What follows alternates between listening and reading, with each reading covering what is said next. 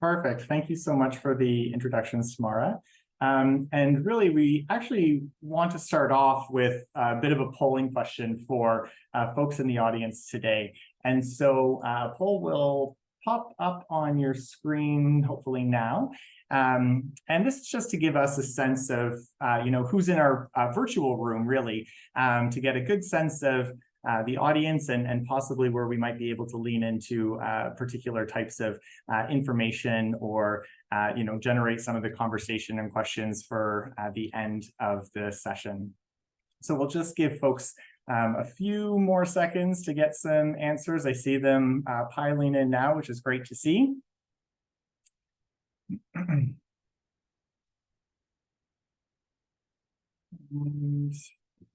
Okay.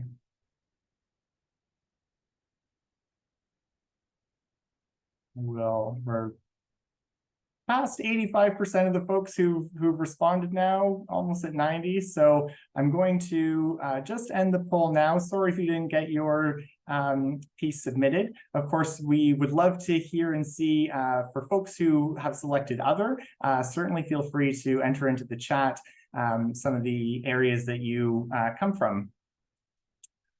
So I'm just going to quickly share the results. Hopefully folks are seeing that now. So we have a good number of people who are coming from a rural and regional planning background or agricultural related field, some urban planners, folks in conservation and environment, some housing development, some academia, a little bit of economic development, and several others as well that I'm seeing pop up in the chat as well. So great to have you all here and welcome.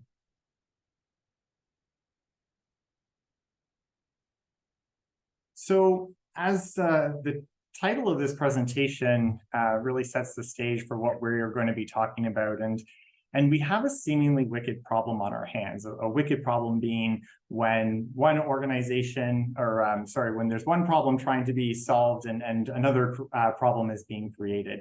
And so we're going to explore in this presentation really farmland and its critical resource for our communities in the context of the challenges of the housing supply and affordability crisis that we have on our hands. There are certainly social and economic disparities and inequalities that are affecting marginalized groups at a higher rate. And we know that there's government and public and private pressures that exist to get these homes built quickly. And so when we're thinking about today's context, there's climate change, rising food prices, and geopolitical instability. With all of that, we can't lose sight of the need to be just as concerned and vigilant to protect the land that will feed us.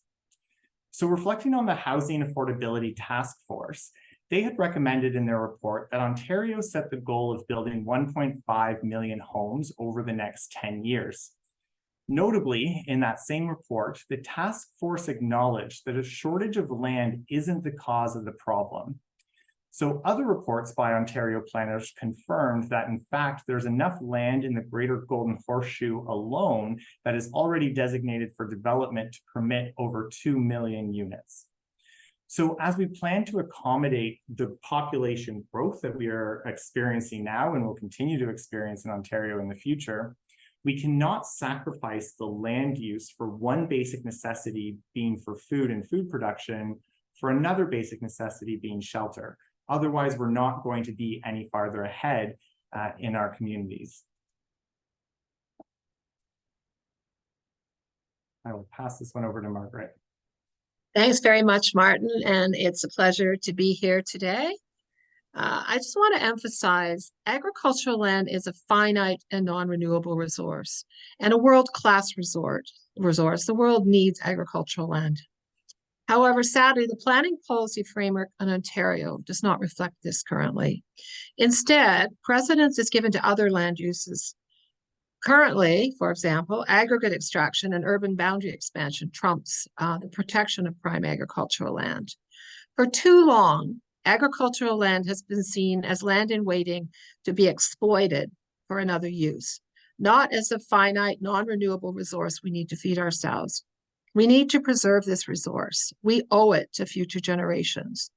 The United Nations has produced a series of productivity maps using impacts of climate change to identify where food productivity may decline as a result of global warming and where it will increase.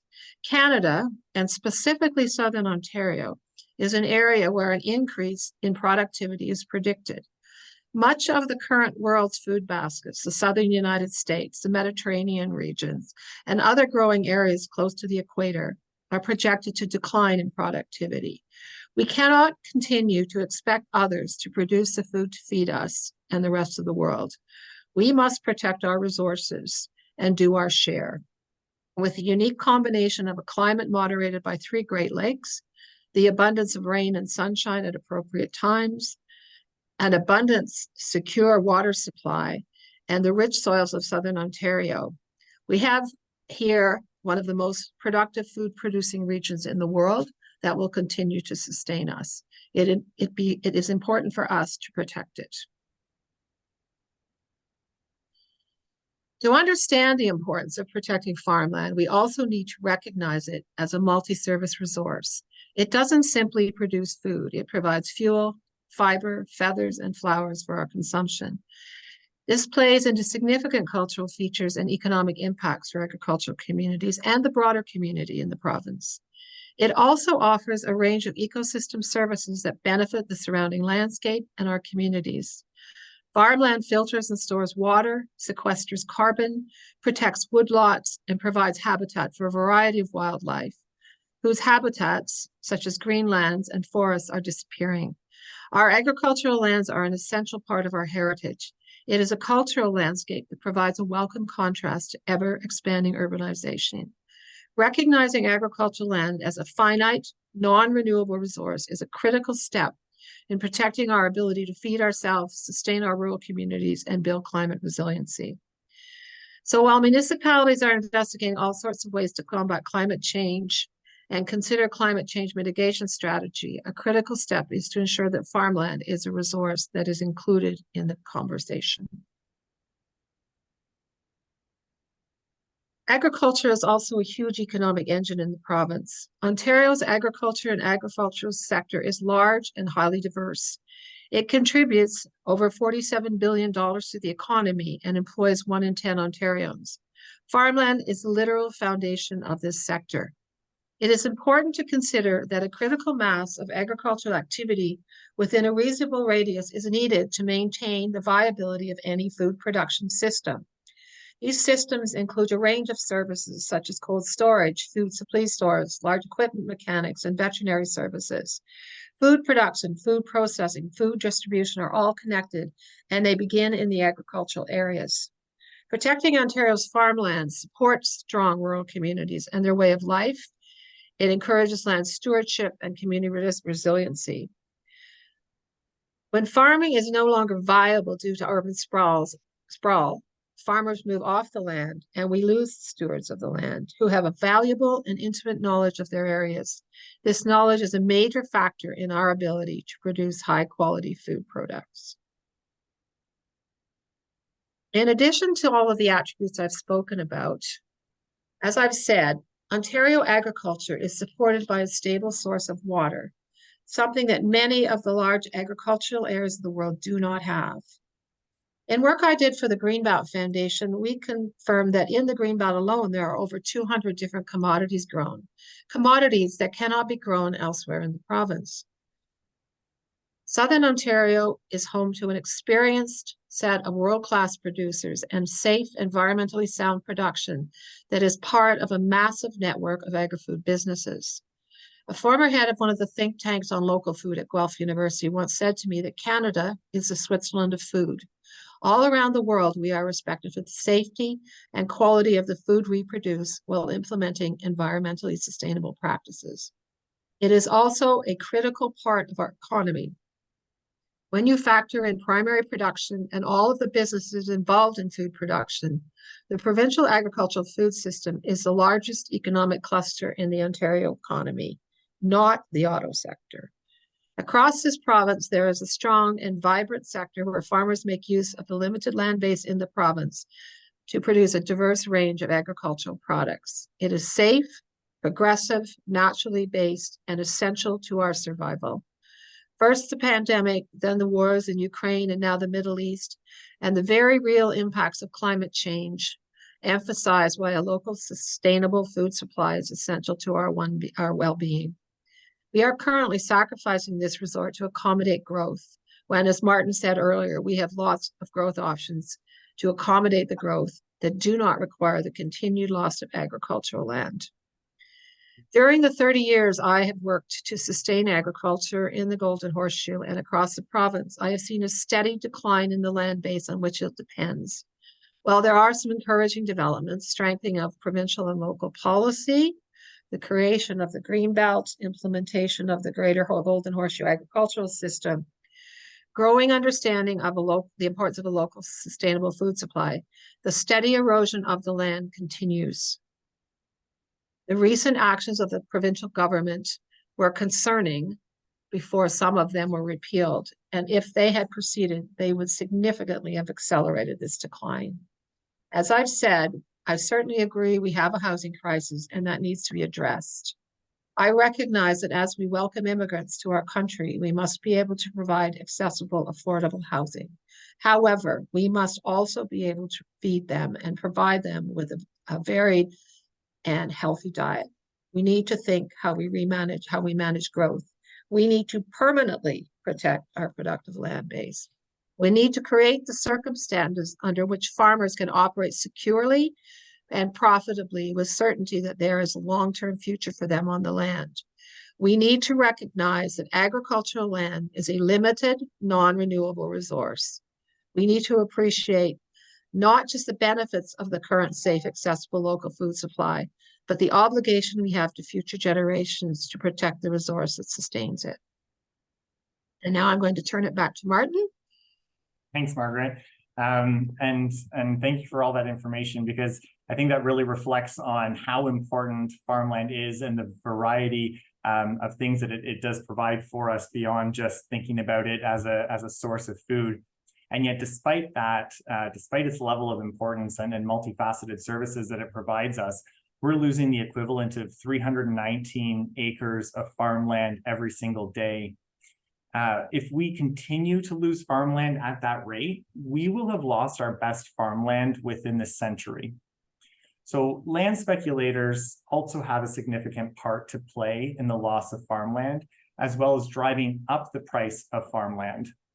In 2021, the average price of farmland rose 22% over the previous year. And in 2022, it rose on average another 19%.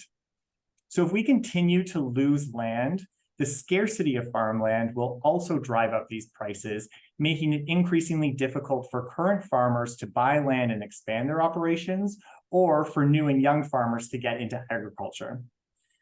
With the slim margins in primary food production, it's already very difficult to afford these rising prices and maintain a viable local agri-food sector. And when we again consider for marginalized community members and those not coming from a family farm to inherit, this makes the pathway into agriculture ever more challenging. So without the next generation of farmers, we need to think about that next generation of farmers, and who are they, where are they coming from, and how can we support them? Because without them, we do not have farmland and we do not have a local food economy. Back over to you, Margaret. Thanks, Martin. So I know there are a lot of planners who are listening to this today, and one of the markers we've always used in identifying primary agricultural land is soil classifications. But it's not just that specific marker on specific parcels of land. It's much, much broader, and we must rethink our definition and our classification of prime agricultural land. It's not just about the specific land, it's about the area. And for those, I've often get the question, well, we've got lots of land, why don't we just move it elsewhere? Well, actually, the answer to that question is no, we cannot be moved elsewhere, because the land in Southern Ontario is unique. It has specific qualities necessary to produce food, including soil quality, which is essential. This is part of the old former lake beds of the Great Lakes, which deposited rich, abundant soil, which is essential to active production. We have water. And as I've said, water, as we all know, is an increasingly complex issue, and one that is causing a great deal of concerns. There are many agricultural areas in the world now that are unsustainable on the basis of their access to water. We have the climatic conditions, and importantly, we have a world-class progressive farming sector. Although Canada has an enormous land mass, only 5% of it is agricultural land. And of that 5%, it is estimated that less than 1% is class land, class 1, which is the very best. That is the quality of land found across much of southern Ontario, and that contributes significantly to Ontario's agricultural sector. As I've said before, it is a major economic driver and a huge producer of local food and commodities. The area is unique in the province and indeed in the country. They have the rich soils, as I've said, of the former lake beds. We have the moderating influence of the Great Lakes, the microclimates created by the Niagara Escarpment and the Oak Ridges Moraine. These all combine to make this one of the most productive growing areas in the country, and it has a very strong history of outstanding agricultural production. So as I've said, all classes of farmland are valuable and contribute to Ontario being a province that can produce over 200 commodities. It is very rare for regions to have that level of diverse food production. So all farmland, no matter the class, is valuable and needs to be protected. And this is where I go back to the idea of the Canada Land Inventory in the class 1, 2, and 3. In addition to that, there are other types of lands which are extremely valuable for agricultural production that don't fall within that soil classification. There are, for example, the grapelands of Niagara, which are essentially stony lands, which force the grapevines to put down the roots. So that particular type of land, had we just applied the Canada Land Inventory, would not have qualified as prime agricultural land. We have the grasslands, which are the homes to many of the livestock industry's community pastures and large areas for production. Those are very unique lands and essential to maintaining a component of our agricultural production. So when we are looking at the land that we protect, we must protect a broad range and a diversity of land, and we must listen to the producers and let them tell us what other areas need to be included. As part of the provincial policy statement, the planners on the phone will know about the specialty croplands, which are the Holland Marsh, which actually does not rank in the Canada Land Inventory. And then we have the tender fruitlands of Niagara. There is provision in the provincial policy statement for a new system to be developed to identify other specialty croplands. This is supposed to be done by the province and never has been. It should be done, and we should broaden out how we look at and how we establish where the private agricultural lands and areas are.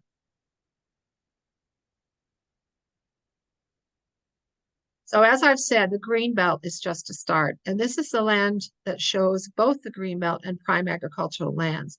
Now, this is from the growth plan for the Greater Horseshoe. So it does not include all of the rich lands of Southern Ontario or Eastern Ontario. But essentially, the areas south of the Canadian Shield are really the areas we need to look at. This land needs a higher level of production. As Martin has said, the amount of land that is disappearing is staggering and extremely concerning. And we are very late to this crisis. Much of our best land, the tender fruit lands that lay under the Queen Elizabeth Highway, and the surrounding development that followed it, the continuous urbanization along the Great Lakes shorelines, the expanding urban areas reaching out across the flatlands with deep soils. And one of the issues we have is the very characteristics that make this land so productive also make it easier and frankly cheaper for development. But we need to balance what are the long-term gains and the long-term losses. We need to act now to protect what is left. In an uncertain world, not only do we need to house our population, we need to feed them. The agricultural system that was introduced in the growth plan for the Golden Horseshoe was a start. It should be expanded across the province, and we should broaden how we establish the land, how we identify the prime areas, how we look for the producers that work in those areas, and how we can provide all of the infrastructure to create a complete agricultural community across Southern Ontario to continue and expand our current production. Thanks, Margaret. And I'm going to talk a little bit about how there are some intersecting policies that are impacting both how housing gets developed in rural areas and what the implications of those regulations and policies are on agricultural operations. And so with the pressures to develop housing, looking to develop houses in rural areas is becoming increasingly attractive for the simplicity of the landscape and what it offers. However, when we're looking at rural areas, to build this housing, there are some critical planning policies and regulations to consider that influence where you can build, but also has implications for the long-term viability of agriculture. And so the first I'll discuss is the minimum distance separation. And so this is designed to determine the appropriate distance between new developments and existing agricultural operations, or can help determine whether an agricultural facility that wants to grow is able to do that depending on its distance from existing residential areas. And together, that's supposed to help prevent potential land use planning conflicts and help preserve the rural landscape. However, it's really just a snapshot in time of what's happening in that moment of either application. And so once homes are built on that minimum distance separation line, for example, here, it will inhibit any future growth of the farm and threaten the viability of that operation, because they can now no longer get larger if that housing development is as close as it can possibly get. And so then to add to that challenge, most recently there's the third-party appeals can no longer be brought to the Ontario Land Tribunal. So therefore, we have to think about this as adopting a nuanced approach that's going to recognize that there's multifaceted impacts of these types of decisions and the tools that we have in front of us. The other thing that I want to talk about is lot severances. So severances are often a means to allow for the children of the farmer to own a home in close proximity to aging parents, assist in taking over the operation, or to help generate revenue for the landowner by severing and selling off a lot, and that can help pay off some of the loans. While this can add some housing supply to a rural area, they may also and let me be clear, housing in rural areas is definitely needed. Being able to house agricultural workers and folks looking for homes in that area is very important. But what's going to result in this type of an approach is farmland fragmentation. And that increases the amount of traffic that's on the road and thereby increasing some of the dangers, since there's also a mix of farm equipment on the road as well. And it can contribute to the rising price of farmland as well. So in these instances, the farming community structure is going to be weakened over time if we continue to develop in that way. As farmland is fragmented, it makes it hard to function in the area, and farmers would have to consider either selling and moving farther away, possibly sacrificing their proximity to markets, increasing the distance that our food has to travel, and then possibly even moving to less productive land. As Margaret had noted, our best and most productive land is already where our urban centers are. So our modern planning policies and processes haven't really kept up with modern agriculture. Farms are no longer just that 100-acre family farm, and agriculture has progressed, and yet in planning, we approach agriculture as though there is this one primary form of food production. And we need to be able to take these nuanced approaches. We need the flexibility with different approaches to deal with farming and housing holistically.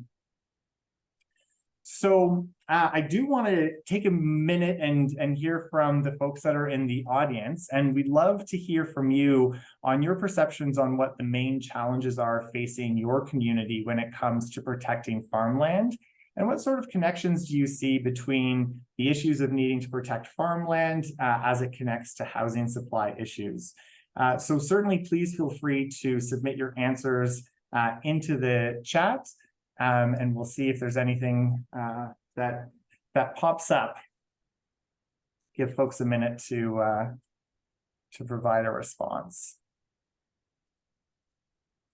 It's almost a bit of a tricky one because I know that it's a very complex issue, as we can see already from this presentation.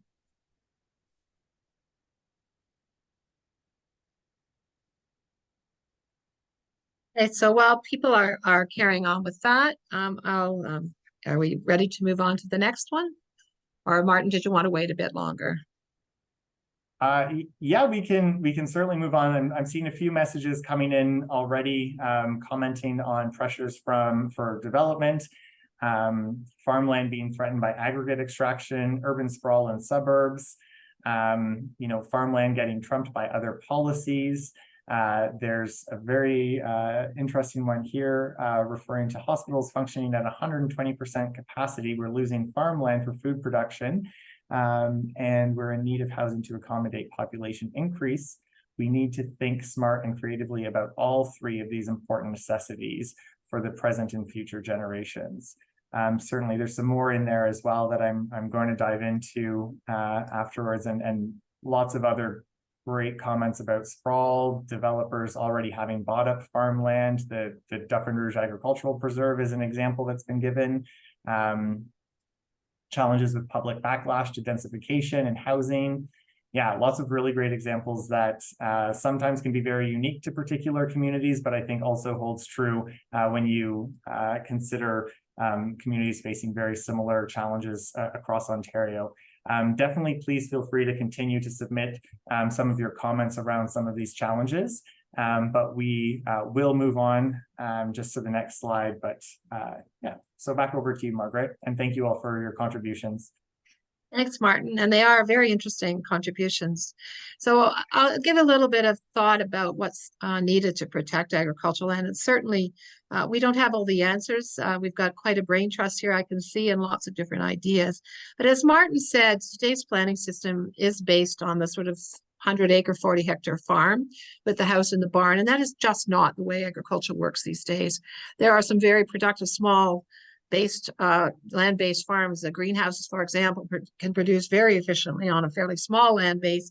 But many farmers today are farming thousands of acres because, frankly, and they need to be productive and to be financially viable. So it's much more diverse, and our planning system, it's interesting as a planner. I find the one area in planning that is one size fits all is agriculture, whereas with housing, we have multiple different policies on high density, low density, medium density, rural, whatever. We need to take that same approach to agriculture and be more creative. I think one of the first things Ontario needs to do is do a comprehensive agricultural system mapping. Because in order for agriculture to be successful, we need to protect large contiguous areas of agricultural land, prevent fragmentation, as Martin talked about with the issues related to MDS, and just the ability of farmers to operate efficiently as they move from property to property, and also to access all of the services that they need to be efficient and to operate effectively. MDS, I've always been amazed. Most setbacks in my world as a planner are based on the lots being developed. With respect to MDS, it's actually based on the lot being impacted. So if non-farm development comes in, it's a farm that has its area reduced. And really, it seems to me to be somewhat unfair.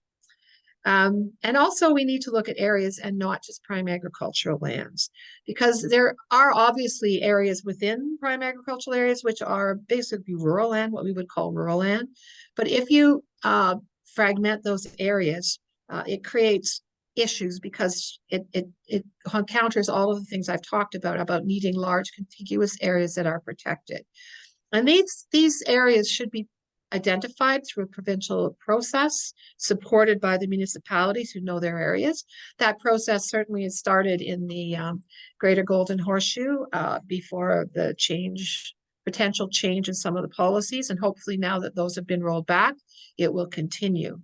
We also need to look at the on-farm diversification policies and make sure we can sustain viable agricultural businesses while we maintain the balance so those farms remain primarily agricultural, but secondarily have some ability for flexibility.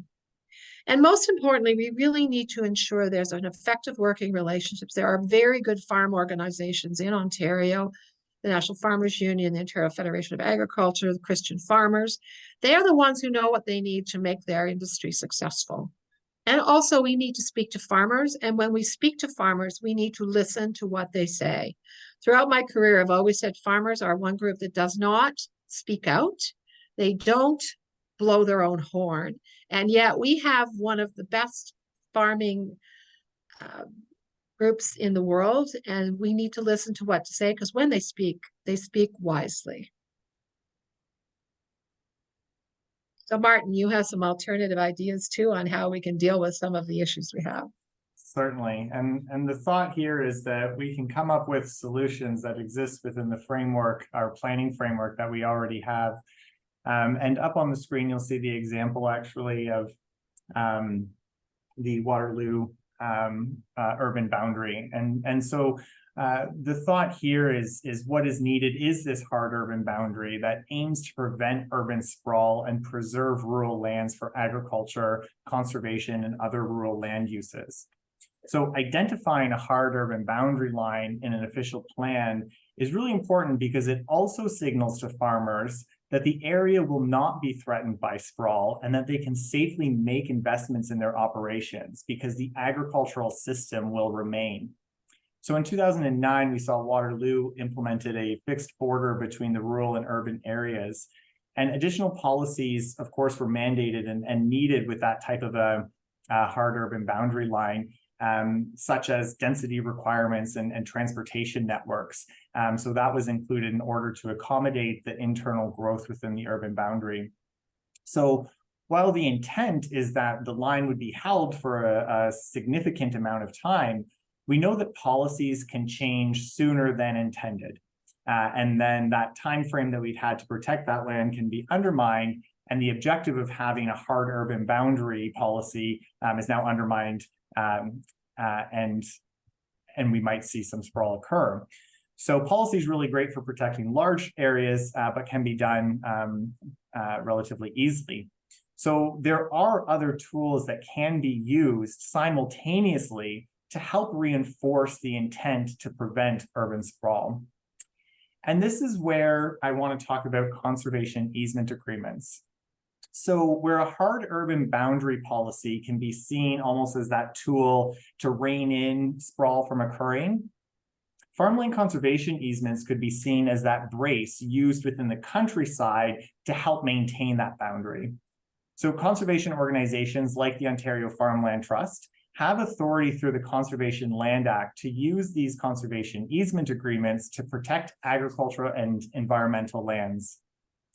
What they are, they're legally binding agreements where the conservation interests in a property are being seen as being donated to the land trust, meaning activities such as severances, subdivisions, aggregate extraction, and other activities that would undermine the permanent use and quality of the land for agriculture can be prevented.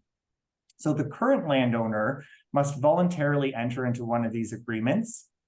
The easement is then placed on the title of the property and remains there, so future landowners are also bound by its restrictions.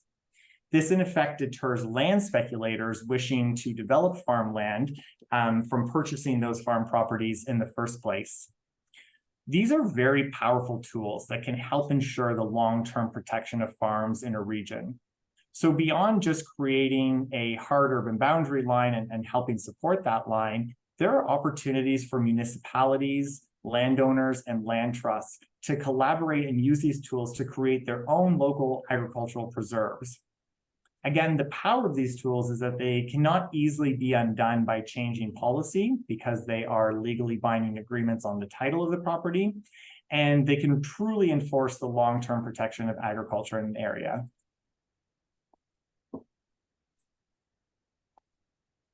And this one's for you, Margaret.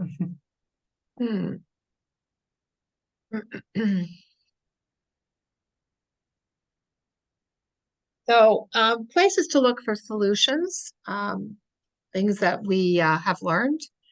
In Ontario, for example, there are a number of different somewhat unique opportunities. I mentioned earlier community pastures. This is modeled on the Commons model from England, where we have farmers who cluster together to share land and to graze livestock is largely what they do. But it is a community use of land, which provides a resource that some farmers, for example, in southern areas near urban areas, do not have the opportunity to have large grazing areas for livestock. And if we look further abroad, certainly Europe I remember speaking to a planner from Europe who said, well, in Ontario, you plant in boxes, and every time you need more space, you just make the box bigger. Whereas we in Europe, we create boxes, we create what Martin was talking about, the firm urban boundaries that will give farmers certainty, because as Martin said, they need certainty to make investments. Farmers don't typically plan in years, they plan in multiple years, because some of the investments in these businesses is significant. And they need to understand from succession planning whether or not those investments can be carried on to future generations. Other places that have had some very unique ones, Australia has examples with green belts that they have produced, they've created around some of their major municipalities where they have agriculture. And the United States has got some very good models. Pennsylvania is sort of the juggernaut of creating easements. They've spent billions of dollars creating easements on farmland, which, as Martin said, the advantage of the easements is that they continue to allow farmers flexibility to farm the land. They simply provide, as he said, a brace to support additional planning policies to make sure that land will be there and that the right to farm will continue on into hopefully perpetuity. Oregon was certainly one of the first in the model for the Greenbelt model in Ontario, I believe, where they created the firm urban boundaries and established areas where certain uses would be dominant and would continue on. And another one that's quite interesting is Wisconsin, where they've created what they call agricultural enterprise centers and areas. So within their prime agricultural areas that are protected, they allow small, like villages, clusters of homes and areas where people employed on farms can work, where farm services can be established, which continues the sense of community. Certainly as our farmers farm larger and larger areas, and I'm sure you've all seen as you drive through the countryside, the bank barns that are disappearing, the houses that look like they're not being kept up. Well, the reality is those lands are typically being bought up by other farmers who already have a home and don't need to have multiple homes. So there is an impact on the rural community because of the loss of schools, the loss of community halls, and just the loss of community spirit. So allowing an agricultural enterprise area where those uses can now be consolidated will minimize the impact on the agricultural area while allowing a number of the supports that are needed to support agriculture. So there are lots of opportunities and examples we can look at in the world to be creative, and certainly across Canada, some of the models we've been looking in Saskatchewan, which has a land trust that actually includes the ownership of land. There's the BC example of the agricultural preserve in the Lower Delta and in the Maritimes, and certainly Quebec has a number of different models as well. So as we move forward, there are solutions. We just need to have more of a focus, I think, on agriculture and look at it as what it is, which is a complex, challenging land use that requires specific and well thought out policy. That's great. And to think about some of that dual challenge that exists between farmland preservation and housing supply, and of course, access to basic necessities, municipalities have the opportunity to really innovate and foster resilient communities through food system planning. So this is a holistic approach that considers every aspect of the food cycle from production to consumption and waste, and integrates them into the community planning process. So by doing so, municipalities are able to nurture a sustainable, equitable, and healthy local food environment. An example to look at who took this approach can be found in Victoria, BC, where the city included a full chapter on food system planning into its community official plan.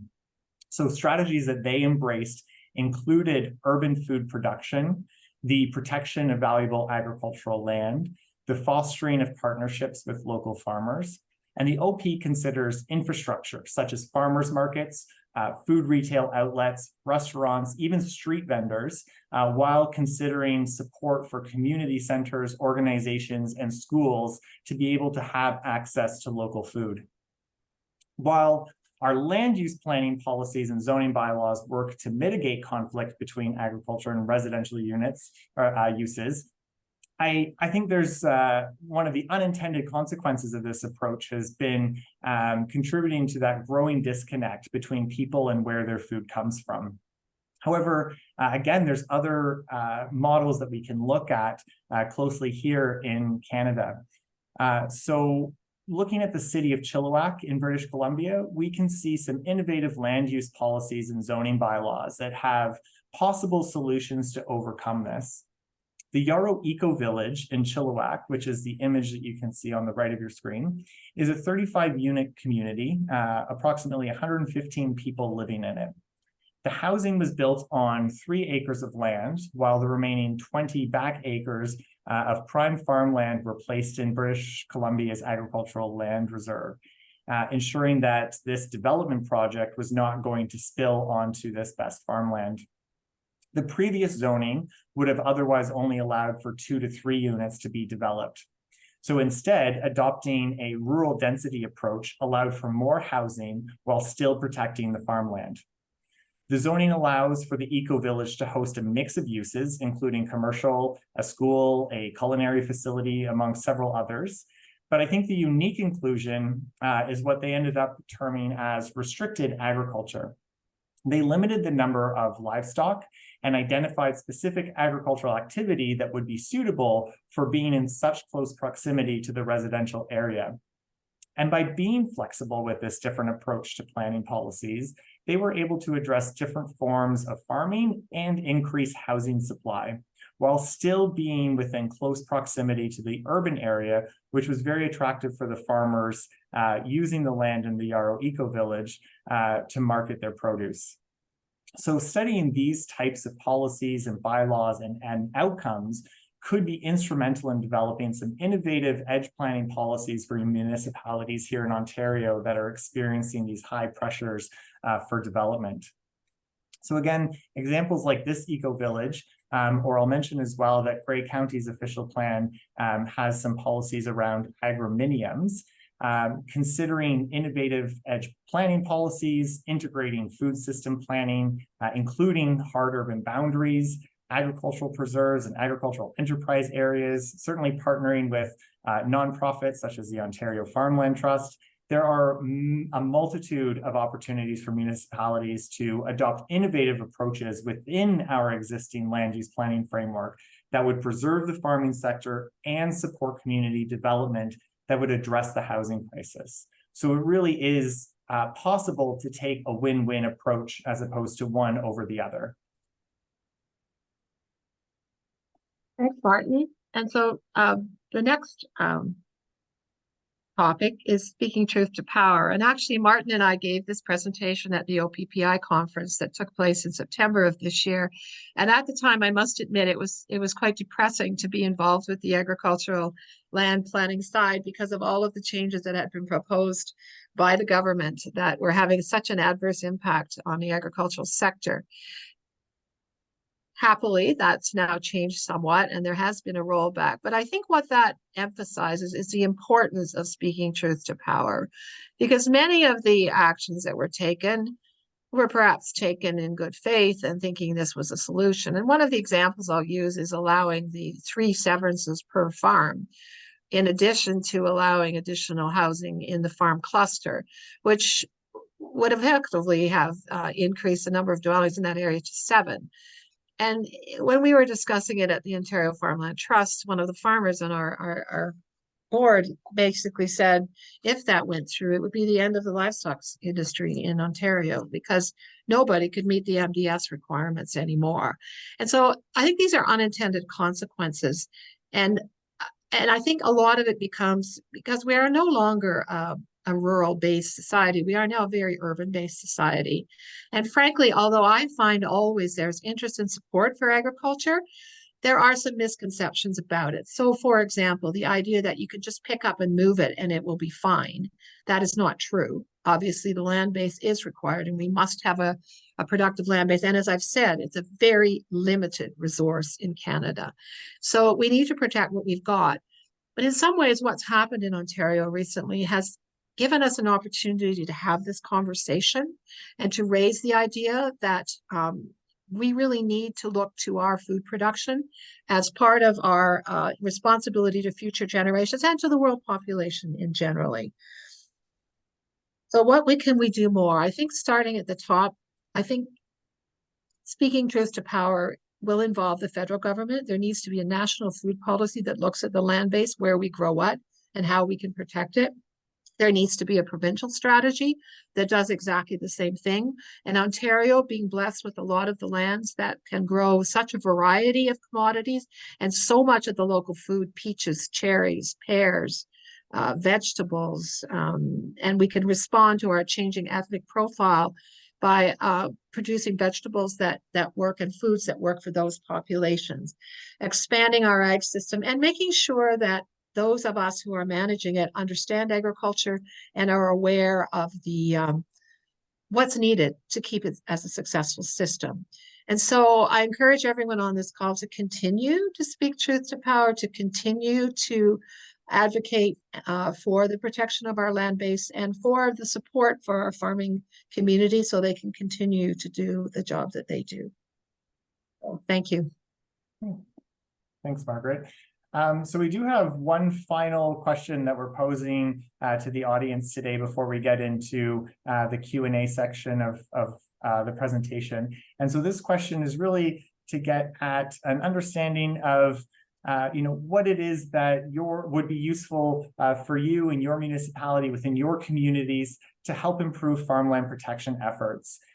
We at the Ontario Farmland Trust, we're exploring what resources can be developed and our positionality as a land trust to help develop those types of tools. So hearing from you and hearing from the types of things that might be helpful in your community will go a long way in helping us consider what we can develop and make some more significant efforts. So if you give that a thought, you can certainly pop your answers again into the chat. And again, I want to thank everybody for all of their contributions into the chat conversation. We will be going through these and looking at them in greater detail after this session as well to really extract some good nuggets of wisdom that I see have been popping in, but quite quickly, so I can't see them all at the same time.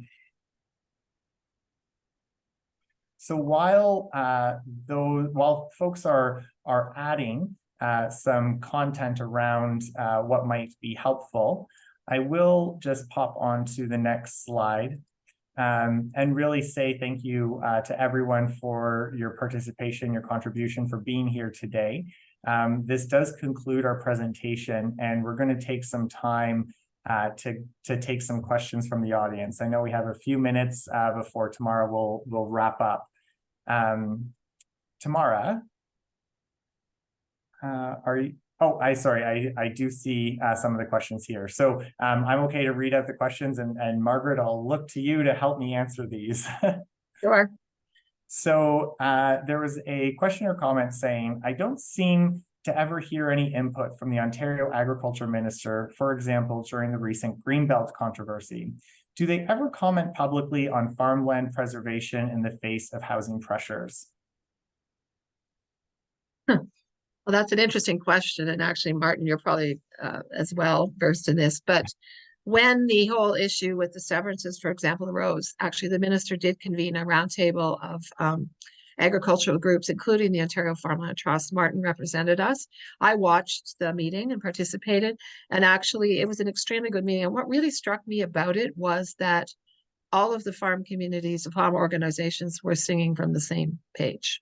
So in the past, there has been, and I know there still is, rural planners will understand this, some pressure for severances in the rural area, but all of the organizations there stood up and said, no, that the severances are what creates the problems for us and what degrades our ability to farm. So the answer is yes. I think part of the problem is the Ministry of Agriculture, Food and Rural Affairs probably doesn't get the same profile as some of the other ministries. And I've also, being a rural person, I sometimes feel there's a great focus on urbanization and the large urban centers, and perhaps not so much on the rural. So maybe we just need to be a little more outspoken in our drawing our attention. And I think this recent political change of mind and different policies being proposed has created that opportunity. So we need to speak out now. I don't think I have much else to add to that, Margaret. That was great. And they're not going to say too much because they all have to agree with the premier. Yeah, and I think something that as we do a lot of community outreach and education and discussions around these changing policies, knowing that there is this pressure for the housing objectives of the government to try to get on their radar that the issue of farmland loss needs to be a part of that conversation as well. To go right back to the very beginning of this webinar, we can't really sacrifice the use of one land that provides us with a basic necessity for the other. So constantly trying to reinforce that message to our elected officials is going to be very critical for them to, I think, start to speak up and have that kind of a discussion. Next on the questions, how can you determine agriculture boundaries when the land is a mixture of pockets of good farmland mixed in with rock and swamps, often within a 100-acre farm? This type of landscape encompasses most of the municipality, although agriculture is the biggest economic driver of the municipality. Can a LEAR work in this area, or is there a better way to identify agricultural areas? That's a very interesting question. My firm is just completing a LEAR down in Eastern Ontario, and that is a problem. Part of the problems with the LEARs is that they are based on the Canada Land Inventory. So I think there is, and actually OMAFRA has come up with some alternative approaches to reduce the emphasis on soils and factor in other areas. So including the type of farm community that's existing, the services that are in place, the type of production that's going on. It's really important. You can't cherry pick little bits of land. You have to look at a large approach and get those big contiguous areas, which are going to include marginal land for sure. But I think the process is certainly the creation of the agricultural system across the Greater Golden Horseshoe. I was involved in the province did a preliminary LEAR, and then each of the municipalities went in, and we actually went in and ground truthed what they had done, where it was reasonable, where it may have been an issue, and we adjusted those. And that, I think, is a very good system, and that is the system I would suggest should go in across all of Ontario, and including the pockets. There are some really good agricultural lands up north too. I don't want to downplay them. The clay belts around Sudbury and up around Temiskaming Shores and the areas around Sault Ste. Marie and up in Thunder Bay. So that approach, I think, is a good approach. It's moved a little bit beyond the LEAR. The LEAR is still a tool, but it's not the only tool. And a LEAR, yes, land evaluation area review, and it's one side is the technical side, looking at the actual nature of the land, the soils, the topography, all of those things. The other side is the area review, which looks at fragmentation, farm parcel size, all of the more soft side of the planning issues that we take a look at. Thank you, Margaret. And just noting the time, I think that we're going to have to wrap up with that, and I am going to pass it back over to Tamara to conclude the webinar. Thanks everyone for listening. Thank you so much, Margaret and Martin. That was very enlightening, and everyone for participating in the chat. I think that's our most full chat we've ever had. one of our events. So thanks everyone for all of your thoughts. So we wanted to close up the webinar by talking about a few different ways you can get involved with OFT's work. You can, of course, follow our social media. We're on most of the big sites. You can also join our newsletter. I think a lot of you did when you registered, so thank you very much for that. You can become a member. You can become a donor. You can also volunteer with OFT. We have a new volunteer program that we are launching next month. So if that interests you, feel free to send me an email. And I'll connect with you when we have officially launched.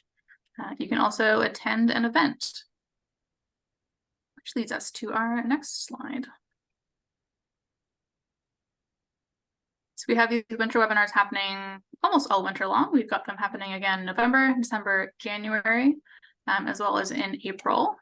So you can see the topic for November posted there. We're going to be going over all the different farmland protection options within OFT to get really into the nitty-gritty for any farm owners who are interested in exploring that with us. December and January, I will be announcing those very shortly, so stay tuned on our website. And then we're going to be taking a little break in February and March, because in March we have our annual Farmland Forum. That's happening this year in Elora, Ontario. It's also going to be online, so no matter where you are across the province, we hope you will join us for that. That's happening on Thursday, March 21st.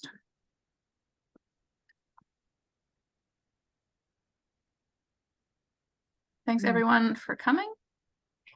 Perfect. Thanks, Tamara. And thank you, Margaret, for your time. And yes, thank you to all of our attendees and participants. We really appreciate you taking the time and engaging in the conversation today. Thank you.